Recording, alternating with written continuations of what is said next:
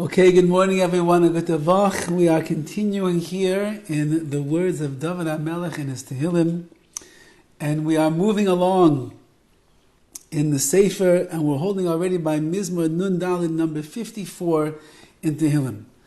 And the introduction that Rav Foyer gives is that this is another classical example of Dovid HaMelech being chased down or being turned in and being condemned by his enemies. And it's people that you would not even expect. And this seems to be, in the life of Dovid HaMelech, this is a difficult one to deal with and to handle. And as we'll see, the Tehillim is going to focus around a people called the Zifim. And the Zifim were from the tribe of Yehuda, which means that they're actually relatives of Dovid HaMelech. And nevertheless, they decided to align with Shaul HaMelech, who was the father-in-law of Dovid, who had his jealousy issues with his son-in-law, and he decided that he wanted to destroy Dovid HaMelech. So therefore, anyone that would come to the aid of Shaul would end up being on his good side, and they would get the fringe benefits of being someone that would turn Dovid HaMelech in so that he could get caught easier. So the Zifim ended up coming along and betraying Dovid HaMelech and going against him, trying to convince Shaul that they knew where he was hiding, they knew what was with him, they knew how they could catch him. And they tried their best, as Rav Foyer writes over here, in order to curry the favor of Shaul HaMelech, of King Saul over here, just to be on his good side. At the end of the day, as is the story of Dovid HaMelech's life, nobody wins when they try to fight Dovid, because Dovid is the quintessential Eved Hashem. And if you start off with Dovid, you're starting off with HaKadosh Baruch Hu. And anyone that starts off with HaKadosh Baruch Hu, it's impossible to win. Nevertheless, Dovid went through some serious trials and tribulations.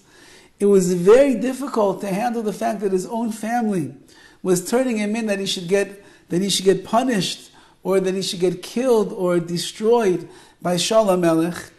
And the Alshich actually writes that if you look at the beginning of this Tehillim, Lamnatzeich Meneginos Maskil David, what are the Neginos? Neginos are different types of instruments, says the Alshich. Why did David need different kind of instruments over here than normally when it was coming to his songs that he was singing to HaKadosh Baruch Hu? And he writes because David sank into some very melancholy spirits over here. And he was very down as a result of the situation. So he needed extra musical instruments to be able to enhance the experience that he would achieve, so that he could end up reaching some kind of almost prophetic type of level of ecstasy, of feeling on the inside, to remove him from the atzvus, from the sadness that he felt as a result of what was going on. Which itself is I guess almost, I wouldn't say gratifying, but it's a comforting idea for all of us. Because we know that the prime midah that we are all striving for is to have simcha, to be happy and joyous with our lives, that a person should live be'emunah, and they should say, Kol diavad Rachman al-Tav Avi, whatever Hashem does, it's going to be good. And so we think that no matter what, we should always be walking around upbeat and peppy and happy, everything is great. And then you have Dovid HaMelech, who was by far the greatest of his generation. He was going through so many beatings and bashings, one after the other. This one of the Zifim, who again were related to him, they were his relatives, and they turned on him to turn him into Shaul HaMelech, it seemed to hit him very hard, and he was actually down and he was sad. And as a result, he did what he could to bring himself up and bolster his feelings of joy and simcha once again, to be able to pull himself out of the melancholy state that he was in. So if that happens to Dovid, and we find many greats throughout the history of Klal Yisrael, that they had their moments where things were not working out so easily for them, and they actually went down into a depression or the like, but they pulled themselves out, and that's the point. Dovid HaMelech realized that the pressures of the life that he was leading, or that the people were doing around him, was bringing him down. He realized that perhaps he wasn't handling the situation in the best possible way. So with reconcerted efforts and buckling down into the world of singing out praises to Hashem and bolstering the emunah and the bitachon and realizing what HaKadosh Baruch Hu wants of you, Dovid then in fact was able to overcome the situation that he was in. But music was a very central part of the recovery, and that's why he brought in the extra instruments over here to bring him to that euphoric state of joy. And that's really one of the halachas that we have. Some people are still holding by the svira of not cutting hair and not listening to music. Some of you, it ended already on Lag BaOmer. But one of the things that we do not do during the svira is listen to music. It's a sad time. The Talmid and Rabbi Akiva passed away. Music enhances our life. It elevates our life, puts us in a good mood. We move around, we dance, and all the different things that we do when we listen to music. And therefore, during the Sfira, and we find during the 3 weeks as well, before the destruction of the Beis HaMikdash, Tisha B'Av, we don't listen to music, because we are supposed to focus in on the Avelos, on the mourning that we are doing. But in the Paiskim, in the halachic authorities, they ask the following question. What if a person is depressed? And what if a person is really down? And they're having a really, really rough bout in their life? And the only thing that seems to bring them out of that state of being is if they listen to music. Are they allowed then during the 3 weeks, are they allowed during the Sfira, in order to remove themselves from the doldrums of melancholy life, are they able to put on their favorite Mordechai Shapiro or Benny Friedman song and start bouncing around and dancing a little bit just to bring themselves into a better state of mind? And the Paiskim pretty much all say that the answer is yes. That if a person is down, and they're down in the dumps, and they're having a really hard time, and they know that if they stay in that state of mind, who knows what the future is going to bring. It could take them away from their davening, and take them away from their learning, and take them away from their chesed, and make them a grouch and grumpy, and they'll be nasty to people, and they'll get filled up with their bad midos. So then save yourself. Rescue yourself. You're not listening to the music for the sake of the pleasure that you have from the music. The music becomes medicinal. It becomes something that is going to be healing for you. And therefore, if you're using it for healing nature, then yes, you're allowed to listen to music. Dovid HaMelech over here with the neginos, with the added instruments that he brought into this Tehillim over here, they were medicinal instruments that were here to lift up his spirits and raise him back up, that he should be able to get past this challenge of his own family turning on him, trying to get him convicted, saying over rechilas, as the Meforshim say, they were saying over slander and lashon hara and all different things to try to get Shaul HaMelech, that they should be on his side and against Dovid HaMelech, and that was the issue that he is presented with over here. And that's really what Rav Hirsch opens up in his opening line, and he says that Lamnatzeich Mineginois, to the one who through the power of music will help the spirit and the mind of Dovid HaMelech to emerge victorious from all of those vicissitudes, all those difficulties that crush and oppress. He's squashed every single Tehillim. Everywhere that he turns, like the man never has a moment just to stop and breathe and enjoy the fact that he's the king of Klal Yisrael. He can't enjoy all of his learning, he can't enjoy all of his davening, he can't enjoy anything. Because everywhere that he turns, he's being bashed again and again and again.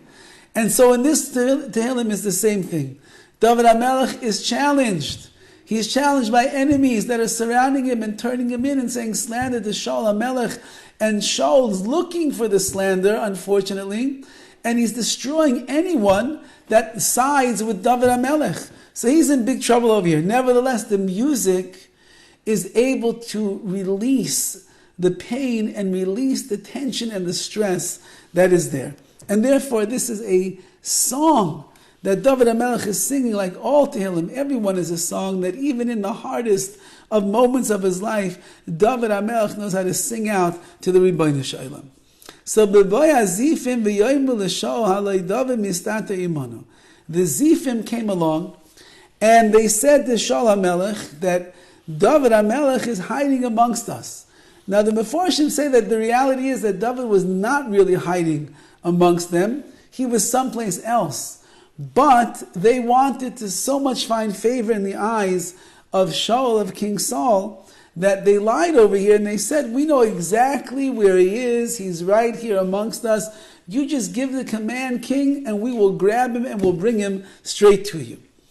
Elokim b'shimcha ishieni, Elokim, God, with your name, Haisheni, you should save me.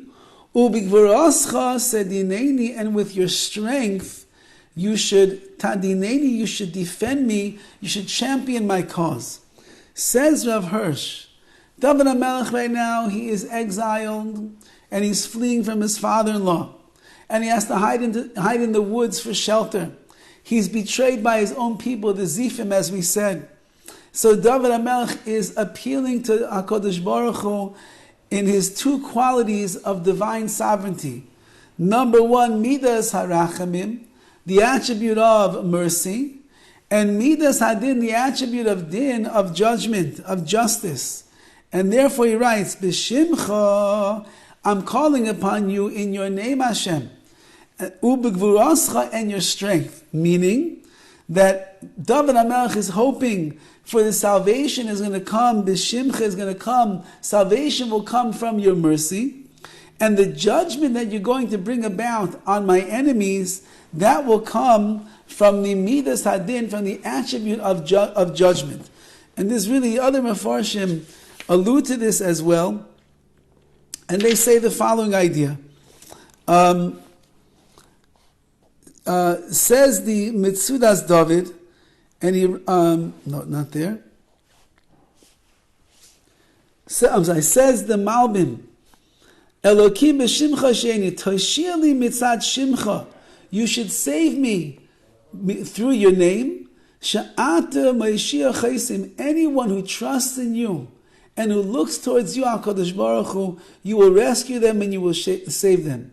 V'tadin dinai, and you should judge the judgments, miyad oyev mitzad v'rascha, from my enemies, because of your strength, hateshua mitzad chesed, the salvation that you're going to bring me, that's going to come through chesed, through kindness. I don't deserve anything, says Dovid HaMelech. If you're going to save me, it will be all chesed, all kindness.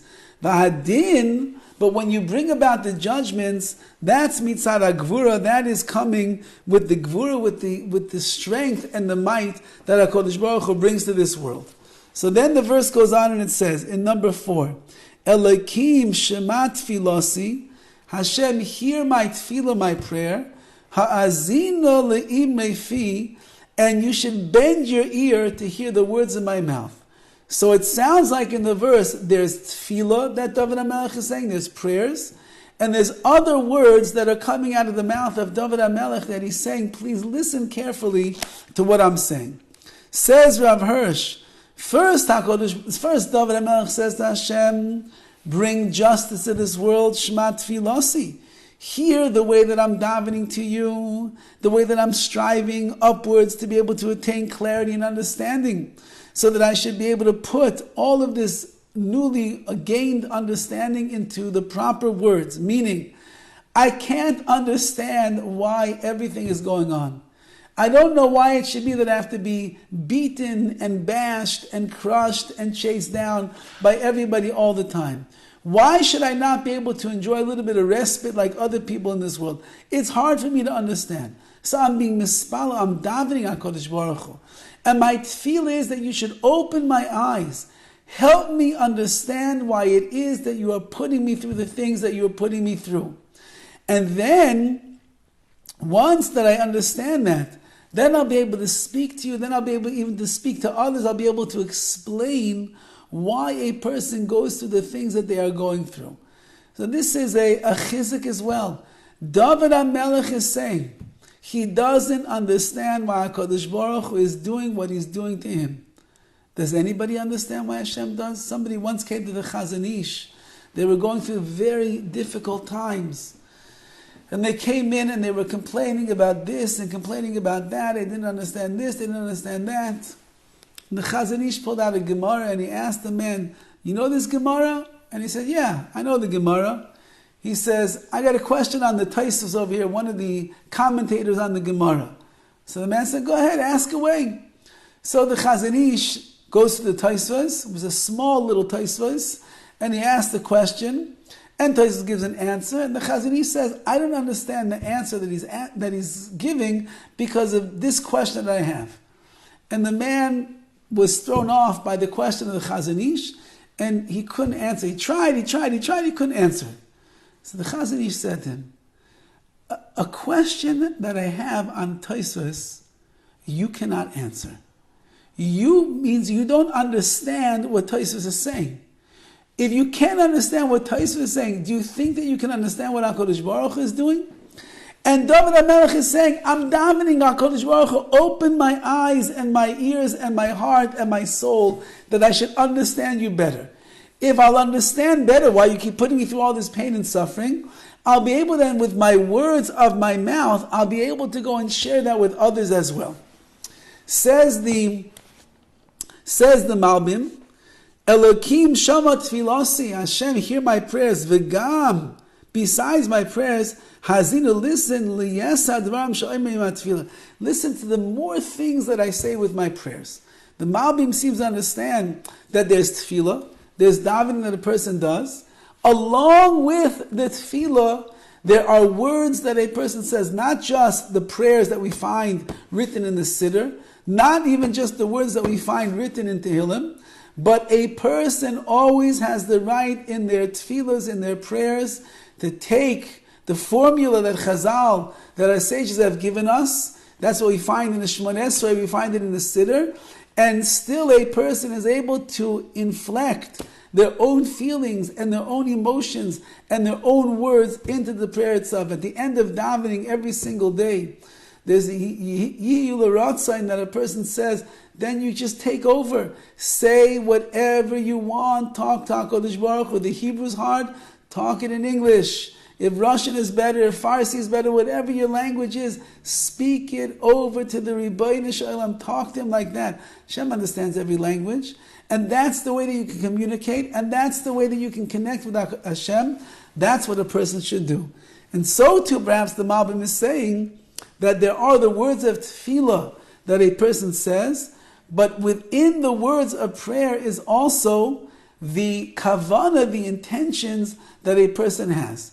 So I might be saying the words, but deep behind the words that I'm saying, there's a world of emotions, a world of kavanah, of intention, that transforms the basic words that Chazal have given us into something that is very personal, very close to the heart and close to home, and becomes very meaningful for the person who is davening. Says Rav Gamliel Rabinovich on these words over here, the following: is it possible that we could explain this with a hint?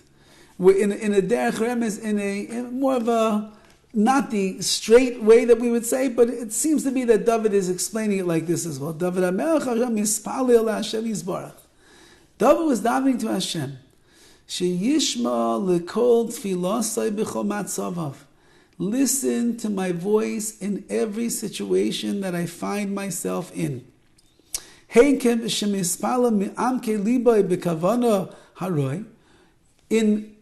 the cases where I'm davening from the depths of my heart with the proper intention, and even when I'm just rattling off the words and I don't have the greatest kavanah, the greatest intention behind the words that I'm saying. If a person will daven to Hashem no matter what situation they find themselves in, what is the verse afterwards, which we're about to see? Hashem will help me. HaKadosh Baruch Hu Shemei L'Kol Tefilasa, Hashem will help me because He heard the voice of my prayer. Meaning that You cannot compare a tefillah, a prayer, that is said when you are in it, when you have kavanah, when you have intention, when you're feeling it, when there's emotions that are riding high, and the words come from your heart, to a prayer that is being said that is just misafa ulechutz, from the lips and beyond, which means the heart is totally disconnected. You don't really feel like you're in it. And a person very often, when I'm not feeling it, so they have no desire to daven. Who wants to daven when they're not feeling it? Who wants to take the time, 20 minutes, half an hour, 40 minutes, whatever your regular shachris is, who wants to take the time when the heart is not in it? Says Dovid HaMelech, it happens. From time to time, from day to day, from month to month, from week to week. It happens to everybody that they have moments in their davening that it's just not feeling it. Don't stop davening, says Dovid HaMelech. Because HaKadosh Baruch Hu, I'm asking you a favor. Even when my tefillah, even when my davening is quite superficial, because my heart and my soul is not behind the words of prayer that I'm saying, but I'm trying. And I'm still giving the words, and I'm still davening to you the way that you want me to. And since that I'm davening in the way that you want me to, Ribono Shel Olam, I'm saying the words of Chazal codified in the Siddur. I'm reading the words of Dovid HaMelech over here in Tehillim. I'm saying some of you have these beautiful books of tefillas and techinnos, of special supplications. I'm reading the words. I'm reading the words that are for a zivug. I'm reading the words for a child. I'm reading the words for nachas for my children. I'm reading the words for a shidduch for my children. You're reading the words for refuah shlema, all the different things that a person could read. But my heart is not there. But Hashem, I'm trying. I'm making the effort to talk to you, to try to pour out my heart to you. I'm saying the words even though I'm not even believing it so much today. But nevertheless, I don't stop. I didn't give up and miss Shachris today. I didn't bail out on a mincha because I'm so busy with other things and I just don't have the concentration that I normally need. No, I made time, even if I had to pull my car over on the side of the road and daven to HaKadosh Baruch Hu, and there's traffic going by and it's certainly not the right circumstances, the surroundings are not the best. Doesn't matter. I'm trying to offer up my tefillah, my prayers to you. We learn a tremendous principle over here.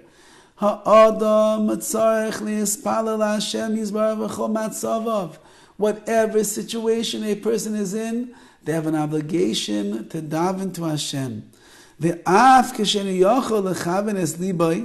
Even when they are not able to direct their heart in intentions, it's lip service. That's all that I'm doing. I'm just saying over the words of prayer. If a person davens like that, you're guaranteed that HaKadosh Baruch Hu is going to listen to you. It could actually be, the way that Rav Gamliel Rabbanovich is explaining it over here, is that the person who has less kavanah, the person who pushes themselves more to daven, is the one that HaKadosh Baruch Hu is going to listen to maybe even more.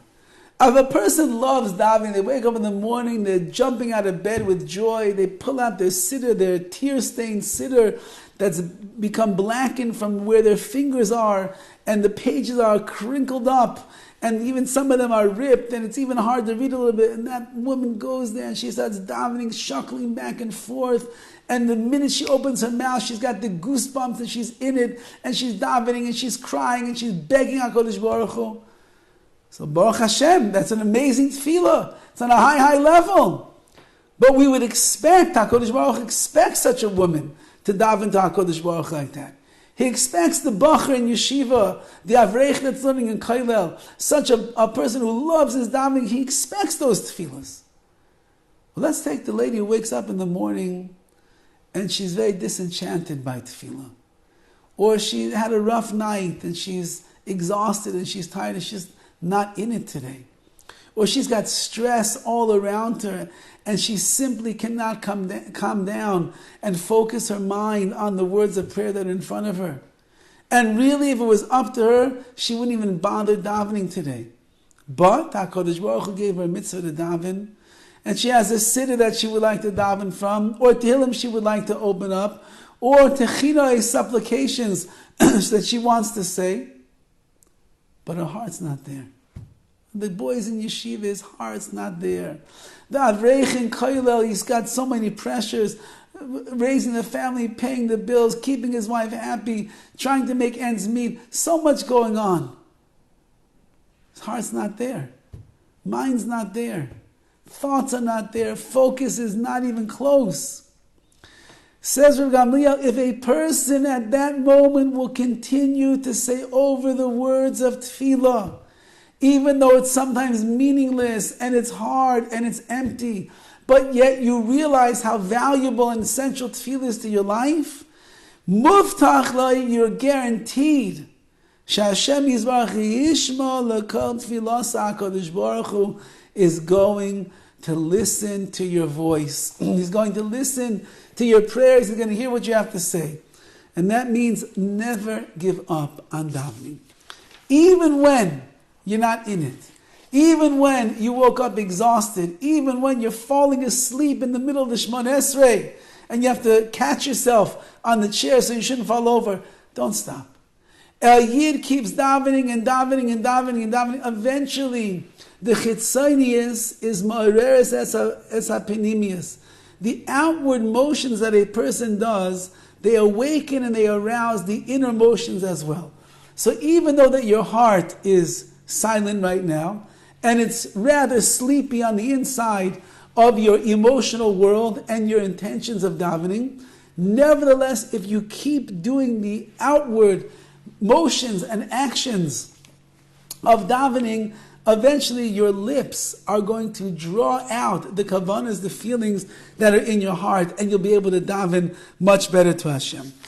And then it goes on and says in 5, Kizorim kamu alai, strangers have risen up against me, va'aritzim, and very powerful men, bikshu nafshi, they have requested to destroy me, to take my soul.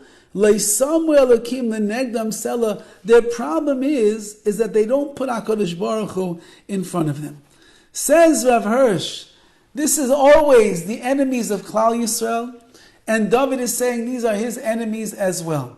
He has family members chasing him down.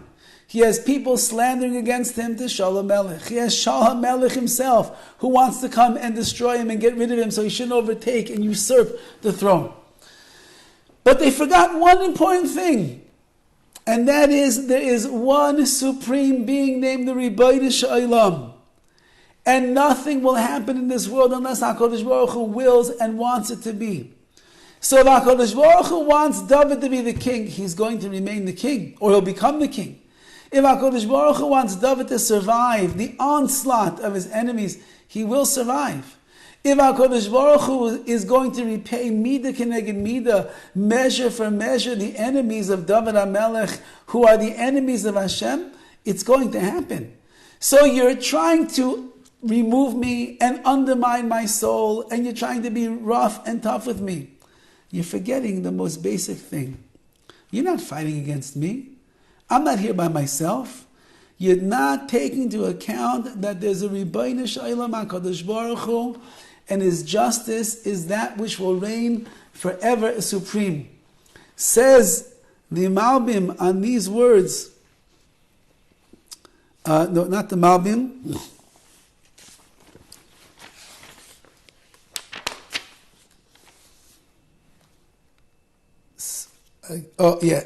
Hine Elo, says the Metzudas Dovid, Va'aritzim, Anoshim achazakim, strong men, mimeni, be stronger than me. Though all of the Zifim were against David HaMelech, there was a much larger brigade than David was, and they were strong and they were powerful. Mivakshim nafshi, they tried to destroy me, they wanted to destroy me. I don't have the strength, physically and emotionally and spiritually. I don't have the strength to stand up against an onslaught of an enemy. I'm all by myself. Loisamo, but the thing is, nevertheless, they forgot about the Rebbeinu Shalom. They will not remove their hands from me because of the fear of God that they have, because they have no fear of God. Says Dovid, I can't do this on my own. It's impossible for me to be able to overcome. There's no way in the world that I can handle overcoming myriads and multitudes of people. Nevertheless, HaKadosh Baruch Hu, as it says in the next verse, as it says, Hine Elokim oizeli, but Hashem, you're going to help me. Adoshem, b'soyim chenafshi, you will be the one that supports my nefesh. Says Rav Hirsch, or let's just see first the Metzudas Dovid over here. Hine Elokim im ki ein hakoyach biyadi. I don't have the strength to do it by myself. Aval hine Hashem hu oizeli, but you, HaKadosh Baruch Hu, you're going to help me. V'yeh be'ezra soyim chenefesh. You will be the helper. That will be the fortitude and the support to my nefesh. So I really have nothing to worry about. On my own, I'm finished. The Zifim, they're too big, they're too strong, they're too numerous. There's no way I can overcome them. But I'm not worried, says Dovid HaMelech, even though I'm being chased and even though I'm in big trouble over here. Nevertheless, you are my support. You are the one that stands behind me. You are the one that I'm resting all of my troubles on and my issues and my problems. And therefore I know that you are going to come to my rescue and to my aid. Says the Malbim, that these strong men are coming to destroy me. Bikshu nafshi la'argeini, they want to kill me. Lei bedin rak mitzat she'em aritzim. I don't deserve it. I did nothing wrong, but they're just rough and tough people. Lei sama alei shalokim hu misneged lehem. But they forgot this one thing, that you are Kodesh Baruch Hu, you are opposite them. K'bedavar hazeh shu neged ratzon elokim. You are going against Hashem's will. Hashem wants me to be the king. You're going against Hashem's will. He wants me to live. You forgot. You can't go against Hashem. And therefore, as a result, as we said, Hashem is the one that's going to rescue me. Hashem is the one that's going to save me. Hashem is the one that's going to support me. I myself have nothing at all to worry about, says Dovid HaMelech. Says Rav Hirsch, that HaKadosh Baruch Hu's justice stands by my side, and even though that I look like I'm helpless, there's the wrath of a king, my father-in-law, who is trying to chase after me and destroy me. And anyone that comes to my aid also gets destroyed, as we see in other cases. Nevertheless, I'll tell you like this. Number one, HaKadosh Baruch Hu is on my side. And anyone that will support me, says Dovid HaMelech, you're in good standing because you're together with Hashem who's supporting me. So whoever will come to my defense in this world and try to fight the battles together with me, so you should know you have nothing to lose out on, because HaKadosh Baruch Hu is on my side, and HaKadosh Baruch Hu will come to my defense. Then you are in the army of HaKadosh Baruch Hu. You will be protected as well. Number 7, Yoshiv Ara l'shorerai. You will repay evil to those that lie in wait for me. Ba'amitecha hatzmisem, and you will make them numb with your truth. Says Rav Hirsch that the acts of Shaul HaMelech and my father-in-law the king were with great hostility against me, and they try to find faults in me which I don't really have, and that's why they come and try to do what they do. However, the trouble with which they try to prepare for me to come back to them, meaning, Yoshiv, says Dovid HaMelech, that they falsely accuse me. They come against me with their shenanigans. They're trying to destroy me. They're going against me. They're going against you. So Yoshiv, I want you to repay them, which means all of the evil that they tried to do to me and they didn't succeed, I want you to bring it upon them. I want you to destroy them. I want you to make their lives miserable. Now, this is not Dovid HaMelech taking revenge per se. This is Dovid HaMelech wanting the world to see the following: that if the people that rise up against Dovid HaMelech are going to be thwarted and they're going to be destroyed, then people will recognize the greatness of the Rebbeinu Shalom. They will recognize that anybody that lives their life according to Hashem, Anybody that will follow the master of the universe and do what he wants, so then HaKadosh Baruch Hu will certainly come and he will absolve them from their enemies. And the enemies are the ones that are going to end up getting hurt at the end. And that's what it says over here in the Mefarshim. No, I don't have any other. Anyway, that's what we're saying. We're saying that the idea is that when the enemies fall, that's the greatest glory of HaKadosh Baruch Hu's name. Because then it shows that they were wrong and I was right. And why am I right? Not because I have to be right, says Dovid HaMelech. I'm right because I'm a man who lives a life of Avodas Hashem. I'm the Eved HaKadosh Baruch Hu, like Dovid says later on in Tehillim, Ani Avdecha Ben Amasecha, I am your servant, HaKadosh Baruch Hu. I'm not acting for myself. I'm not doing what I want in this world. If I needed to do something, it's because that's the way to defend the glory and the honor of Hashem and protect Klal Yisrael. So anybody that rises up against me, their claims are falsified, and they're rising up against you, and therefore by punishing them for the things that they have tried to do to me, it will reveal your glory. And finally it concludes, B'nedava ez b'chalach, I'll bring sacrifices to you with nedava, I'll give you a gift offering.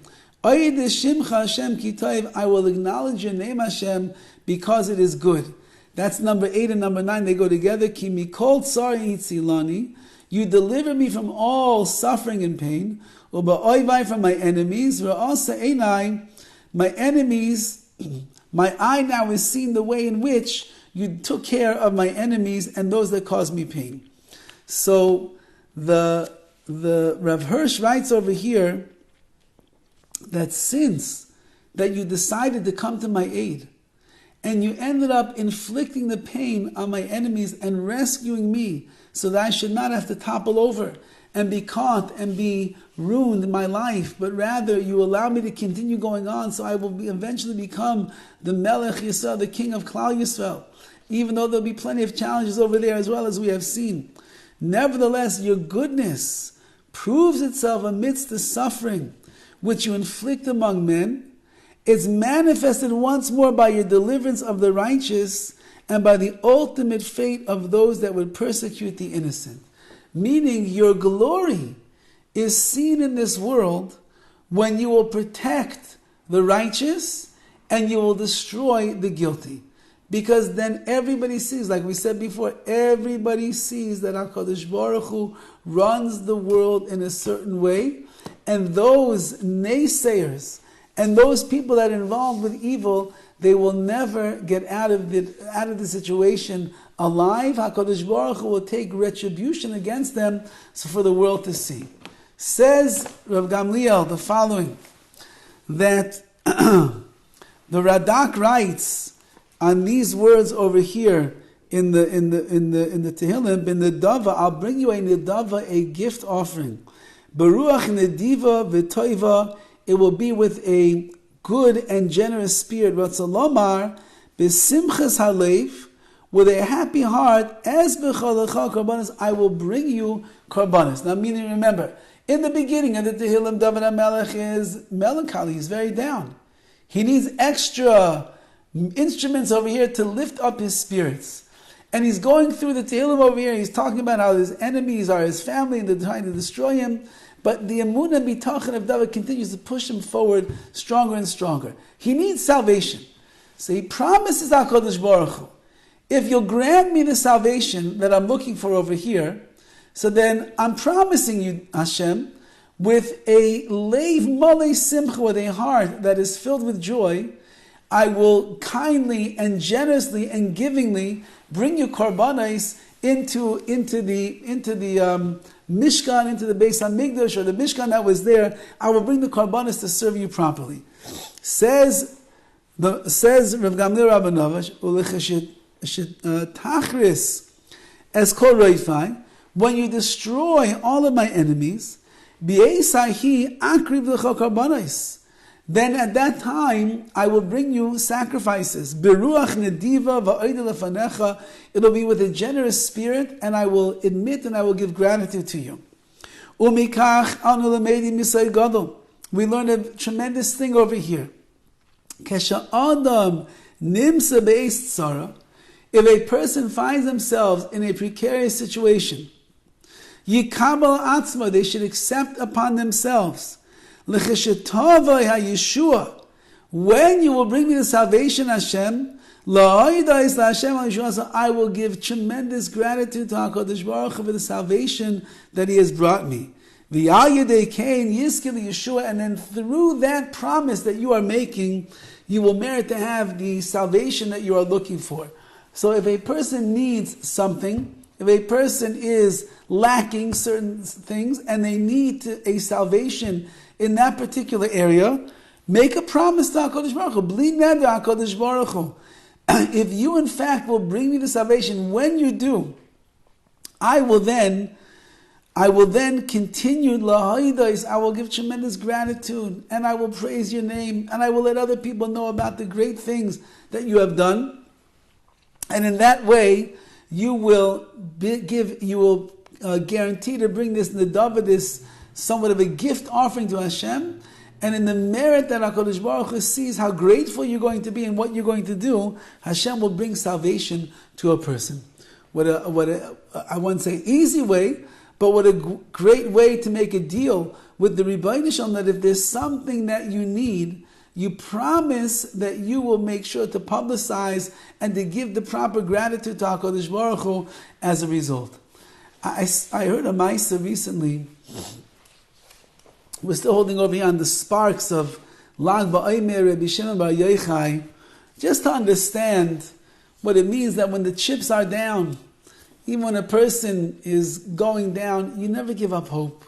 And you keep davening to HaKadosh Baruch Hu, because Hashem can make miracles if He wants to. Hashem can bring the Yeshuas. He can bring the salvation whenever He wants. There was a Yid who survived the Holocaust. His name was Gavriel. I believe it was Gavriel Horowitz. And Gavriel survived the Holocaust, and he lost in the war. He lost everybody. Mother, father, siblings, everything that he knew to be his reality. It was all lost. He came out of the war. He was a broken person, physically, emotionally, spiritually. He was broken. And he was rehabilitated in the DP camps and the hospitals and started putting his life back together. And eventually, he was able to go on one of the boats that was chartered and go to, well, at that time, it was 1948, was Palestine. Before the country was able to win its first major battle against the Palestinians. And he went across the seas and he came to Palestine, to Eretz Yisrael, and his whole intention, his whole wish was, I'm going to rebuild my life. I'm going to start over again. I'll find a wife. We'll have children. We'll raise a family.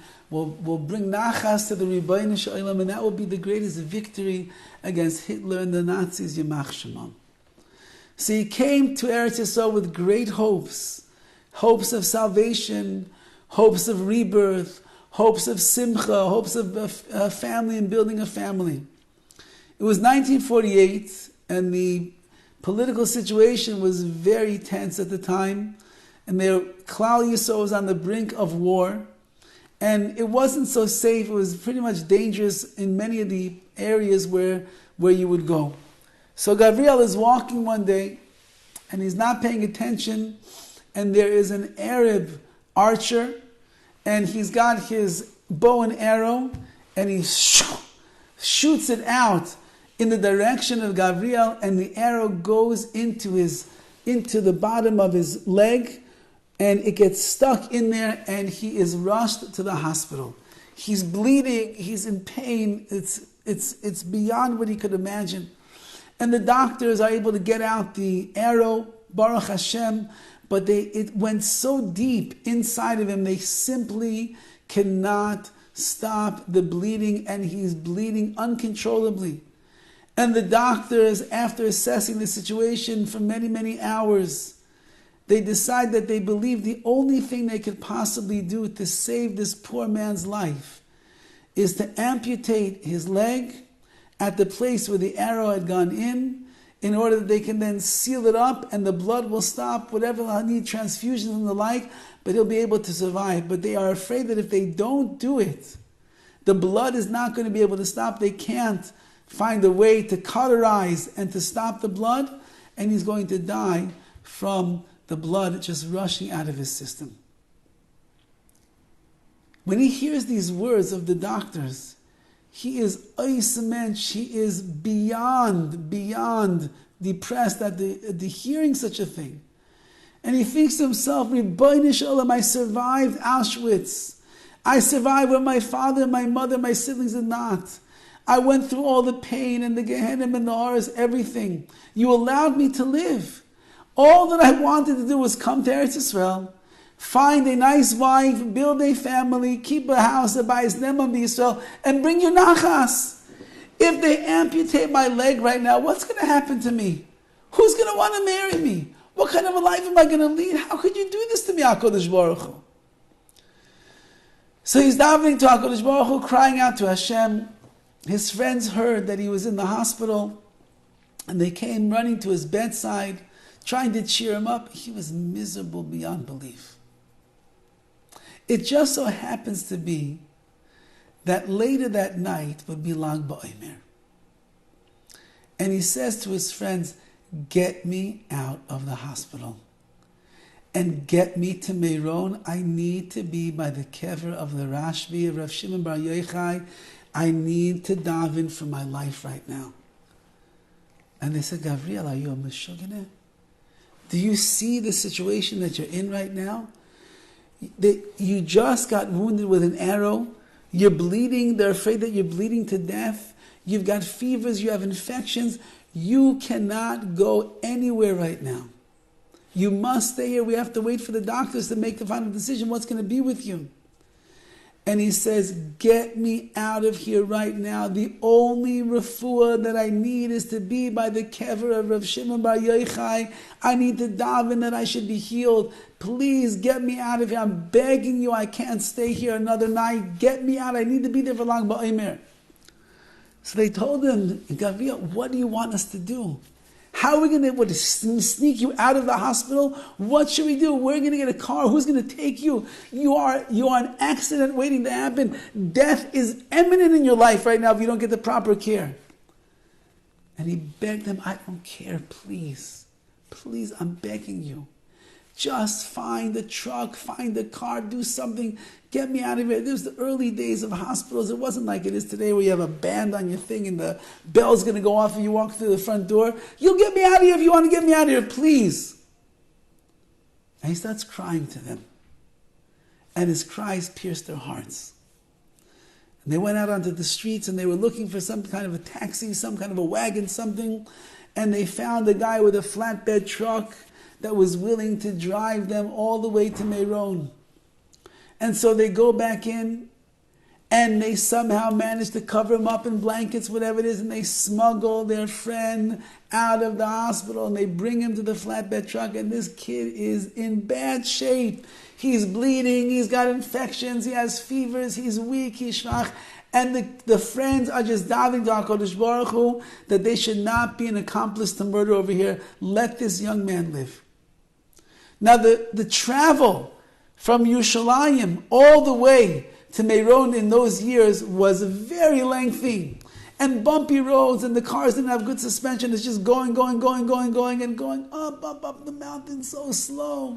Took hours and hours and hours and hours to get there. And finally, as Lag BaOmer is coming, and it's nighttime already, they finally arrive at the grave of Rav Shimon Bar Yochai.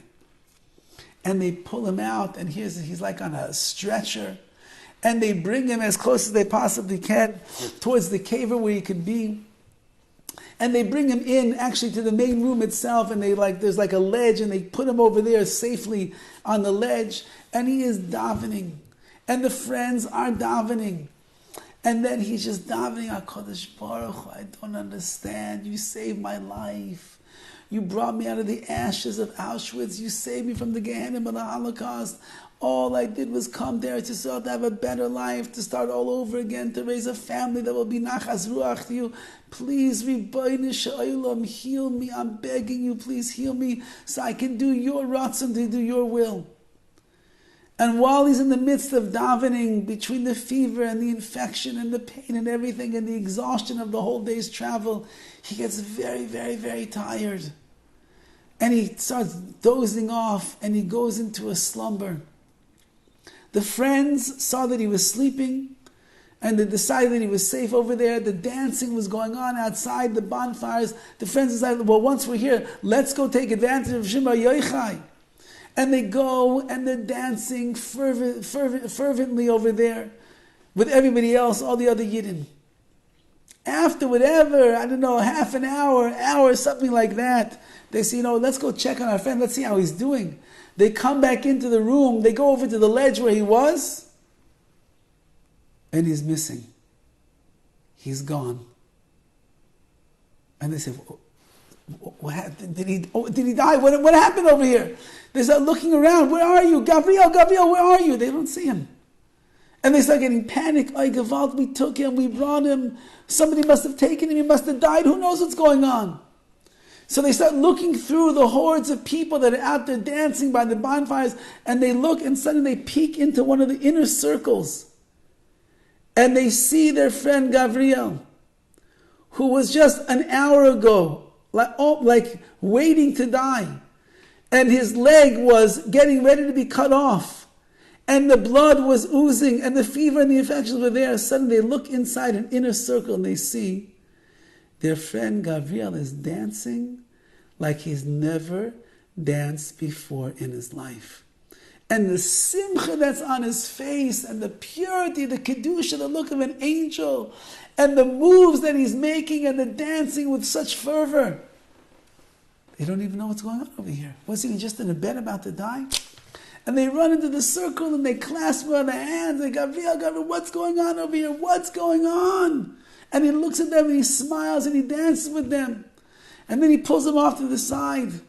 And he says, I'll tell you, I was there in the kever of Shimon Bar Yochai and I was crying and I was davening that it's not fair. HaKadosh Baruch Hu, I came so far. And I just want to start my life over again. Who's going to marry a man with 1 foot? Who's going to want to marry? What kind of life am I going to have? And I'm davening and davening and davening. And in the midst of my tefillas, I passed out from the total exhaustion, the fevers, everything I have going on. And suddenly, in my dreams, an old man comes to me and he says, why are you sleeping? He said, everybody here is dancing. They're all dancing. Ask the covenant of Lag Ba'omer, Shema Yochai, why are you sleeping? Get up out of your bed and go dance. And I argued with the man, I can't. My leg is not working. It's about to be amputated. How can I dance? He says, you can dance. Wake up and go and dance with everybody else that's here in Meron. And the next thing I know, my eyes open up. And I get off of the bed so tenderly, and I see that I'm able to walk. And I walk out to these circles. I say, may I walk? Can I dance? And they grab my hands, and the next thing I know, I'm dancing and dancing and dancing. No pain, no blood, nothing, no problems. And I just keep dancing. And I feel fine. I was healed over here in Meron. And he went on, Baruch Hashem, this young man, this true story. He went on to get married and to raise a beautiful mishpacha that was l'shem l'siferes, that was a nachas ruach to the Ribbono Shel Olam. The salvation that a person is waiting for, it's right around the corner. A person, Dovid says, just have to believe.